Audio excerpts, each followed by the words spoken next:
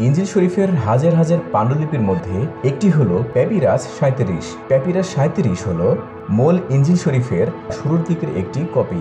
মূল ইনজিল শরীফ যেমন গ্রিক ভাষায় লেখা হয়েছিল, তেমনইভাবে ইনজিলের এই অনুলিপিটিও গ্রিক ভাষায় লেখা।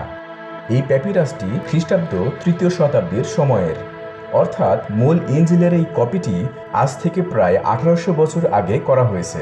আমরা যদি এই পাণ্ডুলিপিটি বাংলায় অনুবাদ করি, তাহলে এর এক পাশে ইনজিল শরীফের মথি 26 অধ্যায় 19 থেকে 37 এবং অন্য পাশে মথি 26 অধ্যায় 38 থেকে 52 অংশ দেখতে পাবো, যা মূল ইনজিল শরীফের লেখার অনুরূপ।